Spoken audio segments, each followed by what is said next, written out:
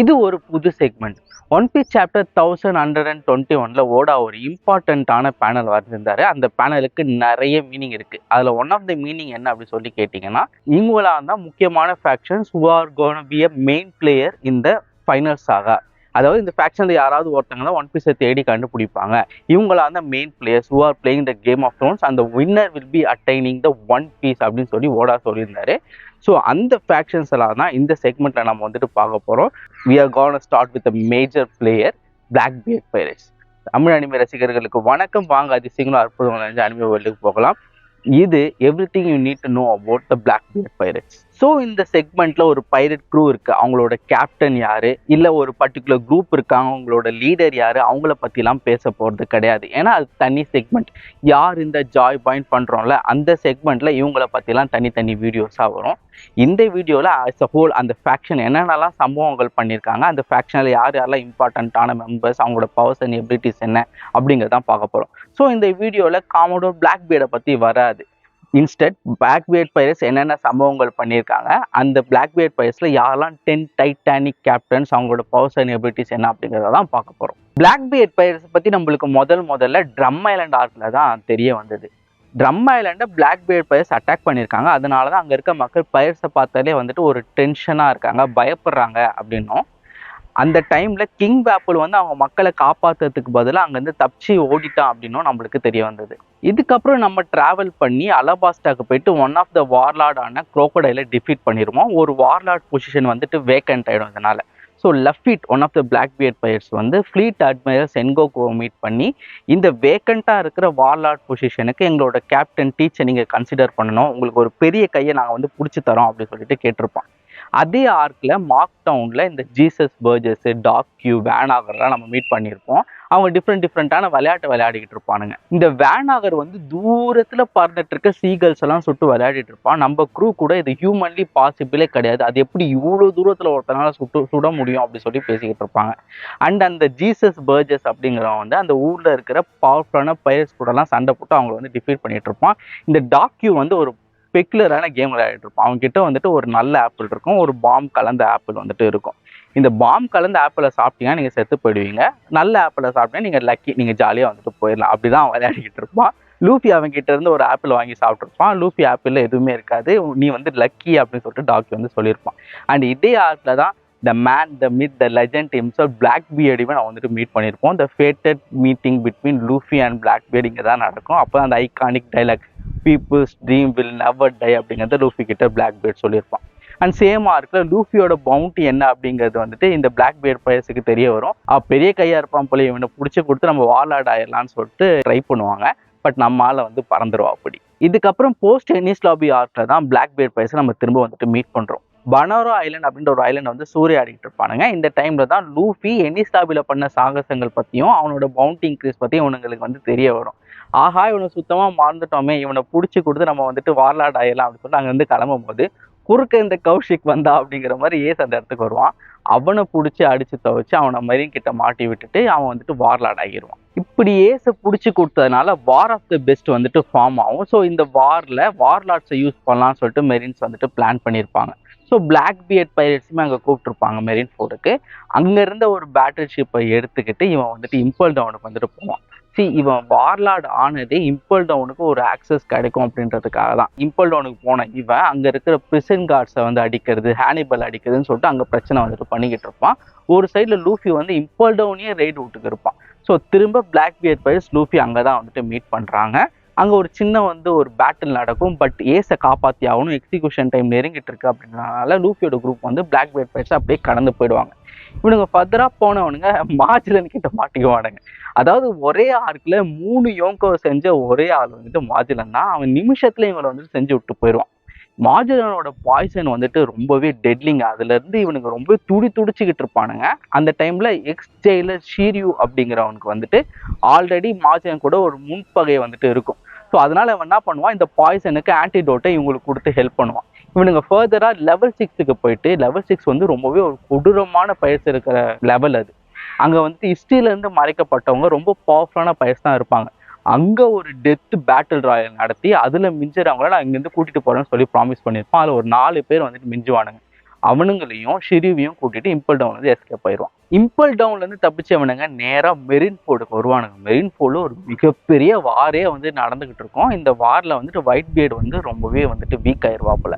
இந்த சந்தர்ப்பத்தை பயன்படுத்திக்கிட்டவனுங்க ஒயிட் பியர்டை கொடூரமா கொண்டு அவர்கிட்ட இருந்து அந்த டெவில் ஃபுட்டை வந்து எடுத்துருவானுங்க. இந்த டைம்ல தான் ஷாங்ஸும் ரெட் ஹேட் பைரட்ஸும் அந்த இடத்துல வந்துட்டு வருவானுங்க.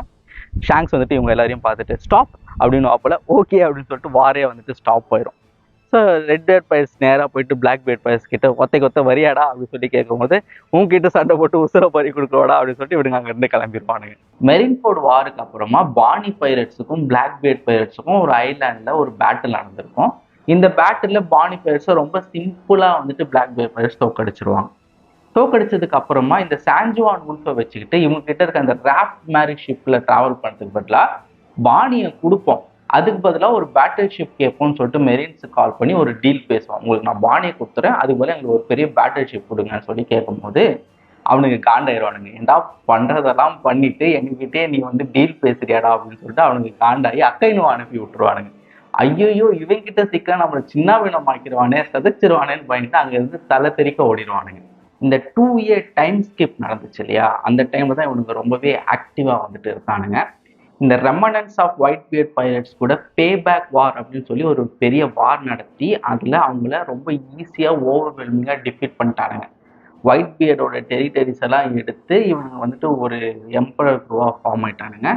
இப்போது பீஸ்ட் பைரட்ஸில் வந்துட்டு எல்லாருமே லோன் டெவில் ஃப்ரூட் யூசர்ஸ் இருக்காங்கன்னு சொல்லிட்டு ஒரு ஃபார்முலா மெயின்டைன் பண்ணுறாங்கல்ல, அதே மாதிரி இவனோட ஐடியா என்னன்னா ஸ்ட்ராங் டெவில் ஃப்ரூட் யூசர்ஸை ஒன்றா கம்பைன் பண்ணி ஒரு க்ரூவை ஃபார்ம் பண்ணும் அப்படிங்கிறதுனால. ஸோ இதனால ஸ்ட்ராங் டெவில் ஃப்ரூட்ஸ் இருக்கிறவங்களாம் வந்து ஹண்ட் பண்ண வந்துட்டு ஸ்டார்ட் பண்ணால் இந்த நியூ வேர்ல்டில் இதை நீங்கள் தனியாக செயல்படணும், நீங்கள் யார் அப்படின்னு சொல்லிட்டு ப்ரூவ் பண்ணணும், இல்லைனா ஏற்கனவே ஒரு எம்பரர் இருப்பாங்க அவங்க கூட போயிட்டு ஜாயின் பண்ணிடணும். இது மாதிரி நிறைய பேர் வந்து அவங்க கூட ஜாயின் பண்ணால் அவனோட க்ரூ வந்து கொஞ்சம் கொஞ்சமாக பெருசாக ஆரம்பிக்குது. அப்போ தான் இதை வந்துட்டு ஒரு டிவிஷனாக பிரிச்சிருவோம். ஒவ்வொரு டிவிஷனுக்கும் ஒரு கேப்டனை போட்டு அவங்கள வச்சுட்டு அவங்களை மெயின்டைன் பண்ணிப்போம் அப்படின்னு சொல்லிட்டு ஒரு ஐடியா வந்து ஃபார்ம் ஆகுது.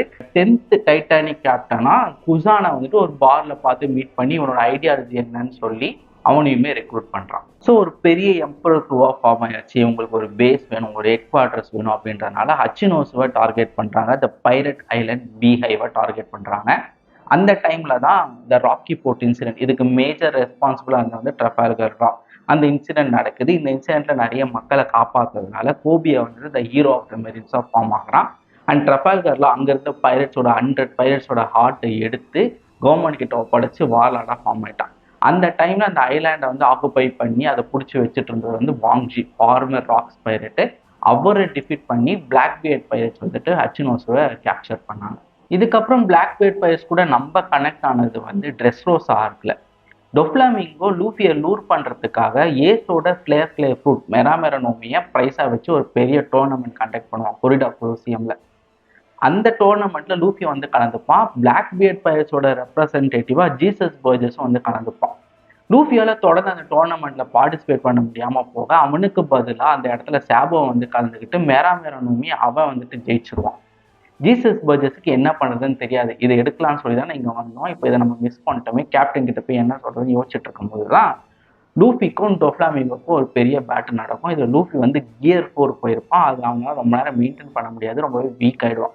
ஸோ இந்த சந்தர்ப்பத்தை பயன்படுத்தி இவனை கொண்டு இவங்கிட்ட இருந்து கொமு நோமி எடுத்துலாம் சொல்லி ஜீசஸ் பர்ஜஸ் பிளான் பண்ணும்போது சாபோ வந்து லூஃபியை காப்பாற்றி இவனை டிஃபீட் பண்ணிடுவான்.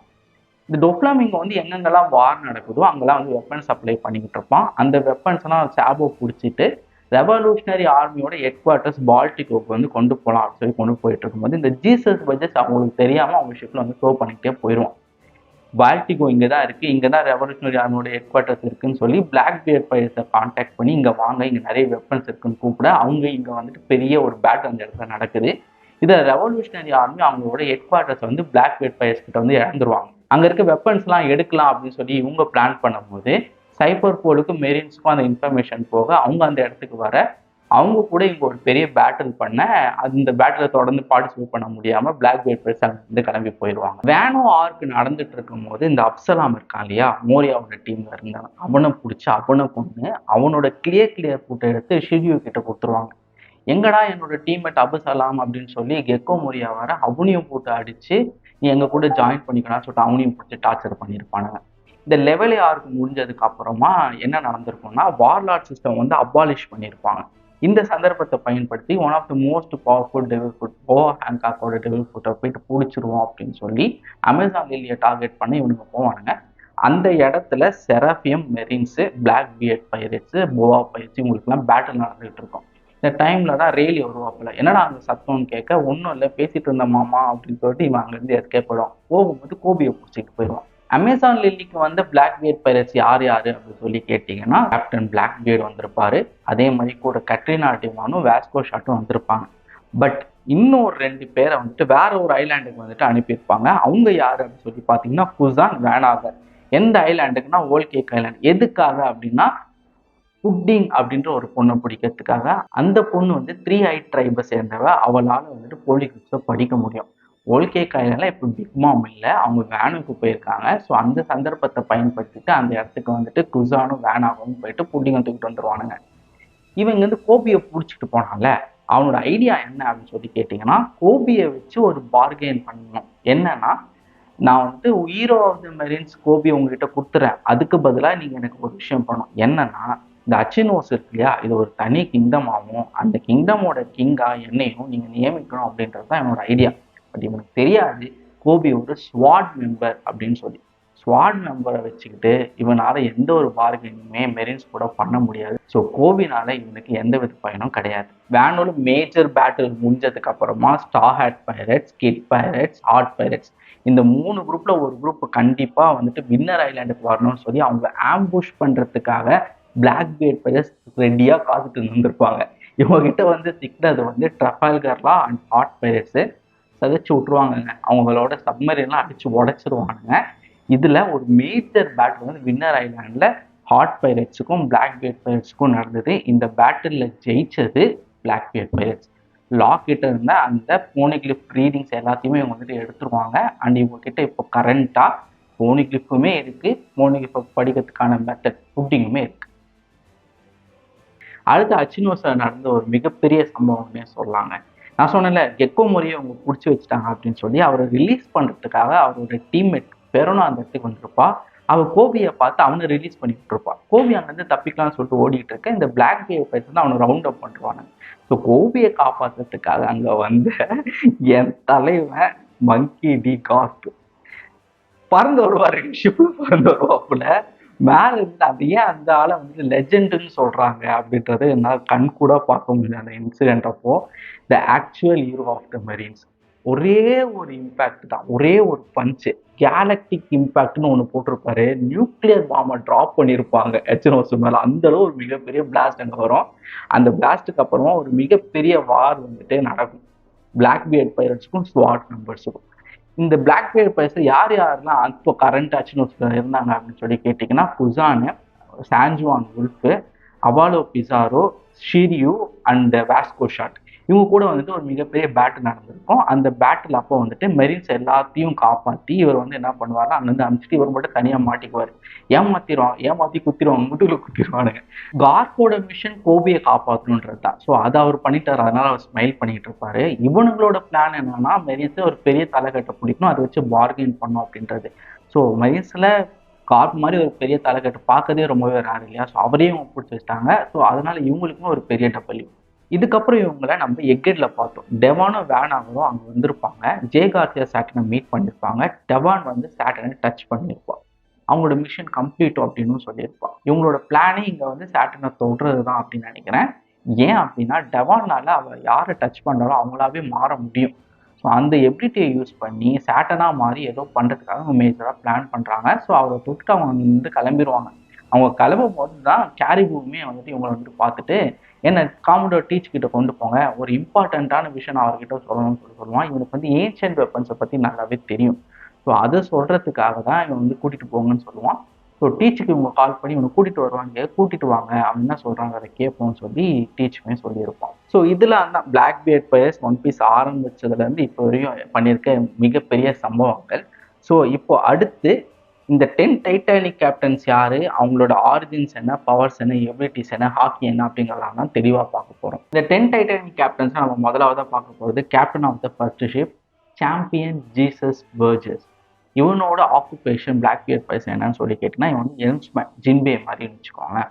அண்ட் இவனோட பவர் என்ன அப்படின்னு சொல்லி கேட்டிங்கன்னா இவன் டெவில் ஃப்ரூட் எல்லாமே ரொம்பவே பவர்ஃபுல் தான். ஃபிசிக்கலாகவும் சரி அந்த ஸ்ட்ரென்த்தும் வந்து எனக்கு ஜாஸ்தியாக வந்துட்டு இருந்துச்சு. பட் இப்போ ரீசெண்டாக இவன் ஒரு டெவில் ஃப்ரூட் சாப்பிட்ருக்கான். அது பேர் வந்து ரீக்கி ரீக்கி நோமி. அதை வச்சு இவனால் ரொம்பவே ஸ்ட்ரென்த்தாக மாற முடியும். இந்த ஸ்ட்ரென்த்தை யூஸ் பண்ணி இவன் என்ன பண்ணியிருப்பான் அப்படின்னா ஒரு மலையே உடைச்சி அந்த மலையை வந்துட்டு ஹாட் பைரட்ஸ் மேலே வந்து தூக்கி போட்டிருப்பான். அந்தளவு ஒரு பவர்ஃபுல்லான ஒரு டெவில் ஃப்ரூட் வச்சிருக்கான்.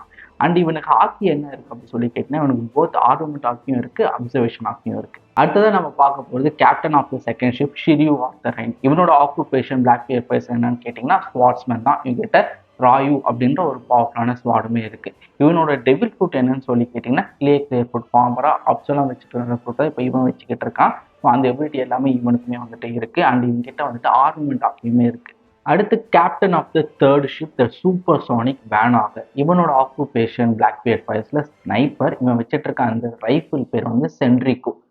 அவன்கிட்ட ஒரு பவர்ஃபுல்லான அப்சர்வேஷன் ஆக்கியிருக்கு. அவன் சாப்பிட்ருக்க அந்த டெவில் ஃப்ரூட் வந்து வால் ப்ராப் ஃப்ரூட்.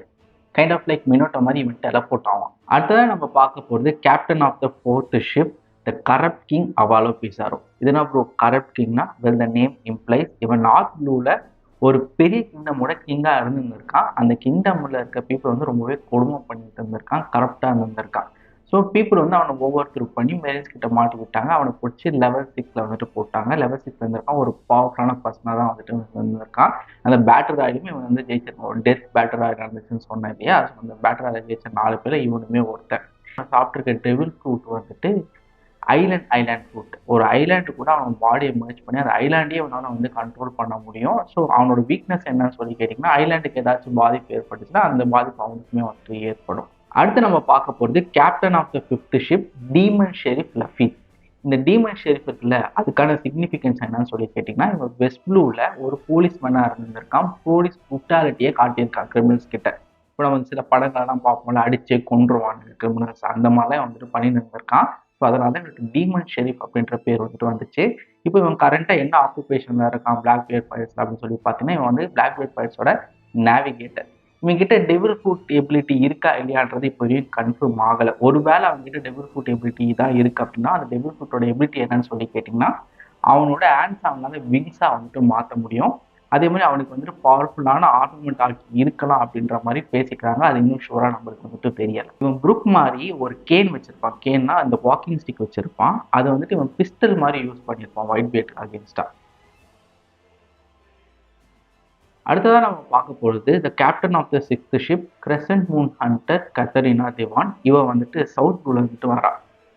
இவளை என்ன சொல்றாங்க அப்படின்னா இப்போ டவுன் அடைக்கப்பட்ட விமன்கள் இவங்க மோஸ்ட் டேஞ்சரஸ்ன்னு சொல்றாங்க. இவரோட ஹாபி என்ன அப்படின்னு சொல்லி கேட்டிங்கன்னா அழகான பெண்கள் இருந்தால் அவங்களோட தலைகளை வெட்டி எடுத்து அதை வச்சு அழகு பார்க்கறது தான் இவரோட ஹாபி அப்படின்னு சொல்லி சொல்றாங்க. ரொம்ப ஒரு டேஞ்சரஸான பர்சன். இவளோட டெவில் ஃப்ரூட் எபிலிட்டி என்ன அப்படின்னு சொல்லி கேட்டிங்கன்னா இவன் வந்து ஈனு நோம்பி மாடல் கியூபி சாப்பிட்ருக்கா. கியூபி அப்படின்னா 9 tail ஃபாக்ஸு. அந்த பவரை யூஸ் பண்ணி வேற ஒரு பர்சனாக இவளால் மாற முடியும். இவ தான் வந்து சேட்டனை டச் பண்ணியிருக்கா. இவளால் சேட்டனை இப்போ வந்துட்டு மாற முடியும். இவர்கிட்ட வந்துட்டு ஒரு ஸ்பியர் மாதிரி வெப்பனுமே வந்துட்டு இருந்துச்சு. அந்த வெப்பனை யூஸ் பண்ணி ஒயிட் பேர்டை ஹர்ட் பண்ணியிருப்பா. டைம் ஸ்கிப் அப்புறமா இவ ஒரு ஸ்வாடை வச்சுட்டு இருக்க மாதிரியும் பார்த்துருக்கோம். அந்த ஸ்வாடை பற்றின ஃபுல் டீட்டெயில்ஸ் நம்மளுக்கு இன்னும் கிடைக்கல. அடுத்ததான் நம்ம பார்க்க போகிறது the captain of the seventh ship colossal battle ship San Juan Wolf. இவனோட ஆரிஜின் என்னன்னு சொல்லி கேட்டிங்கன்னா வெஸ்ட் ப்ளூ. ஆக்சுவலாக இவன் ஒரு ஜெயண்ட்டு. அதுக்கும் மேலே இவன் வந்துட்டு ஹியூஜ் ஃப்ரூட் வந்துட்டு சாப்பிட்ருக்கான். அதை வச்சு இன்னும் வளருவான். ஸோ அதனால இவனை கொலோசல் பேட்டில் ஷிப் அப்படின்னு சொல்லி சொல்கிறாங்க. இவனோட சைஸ் தான் இவனோட பவரே. அடுத்து நம்ம பார்க்க போகிறது captain of the 8th ship heavy drinker Vasco Shot. இவனோட ஆரிஜின் சவுத் ப்ளூ. இவனோட டெவில் ஃப்ரூட் எபிலிட்டி என்னன்னு சொல்லி கேட்டிங்கன்னா கபு நோமி. இது ஒரு ஆல்கஹால் பேஸ்ட் டெவில் ஃப்ரூட்டு. ஆல்கஹாலை ஃபயர் முன்னாடி ஸ்பிட் பண்ணுறது மூலமாக இவன் வந்து ஃபயர் டைப் ஆஃப் அட்டாக்ஸ் எல்லாம் வந்துட்டு யூஸ் பண்ணுவான்.